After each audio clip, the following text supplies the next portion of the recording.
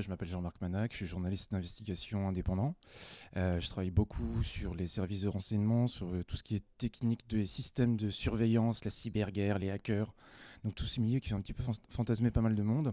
Et là, ce soir, je vais parler du dark web, des darknets, cette face un petit peu obscure qui est souvent brocardisée dans les médias parce que ça fait peur. Il y a eu l'arrestation il n'y a pas très très longtemps d'une jeune mère de famille qui avait créé une place de marché sur le darknet.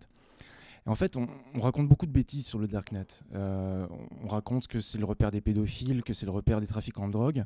Ce qu'il faut savoir, c'est qu'il n'y a que 3% des sites web sur le darknet qui sont des sites web consacrés à la drogue. Il y a 5% qui sont des sites web pédophiles. Donc il y a effectivement d'autres sites web où on peut acheter d'autres choses que de la drogue.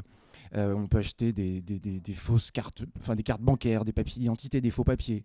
Mais il n'y a pas que ça.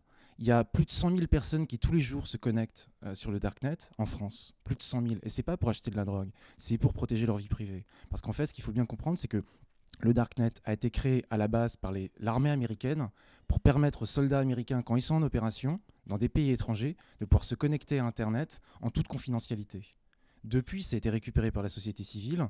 Il y a énormément de gens, de journalistes, énormément de policiers, énormément d'homosexuels dans les pays arabes, en Afrique, ou de dissidents politiques dans des pays qui sont surveillés, qui utilisent le darknet pour éviter d'être arrêtés. Donc en fait, quand on parle de drogue, de pédophiles, c'est juste la partie émergée de l'iceberg. Mais le darknet, c'est beaucoup d'autres choses.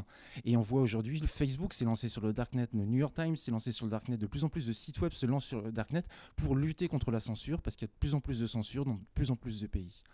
Et donc ce soir, je vais expliquer ça, et je vais aussi expliquer en quelle mesure, par rapport à tout ce qui est responsable risque client, il y a très peu de risques d'avoir des escroqueries. Parce que quand vous avez un client, vous savez qui c'est.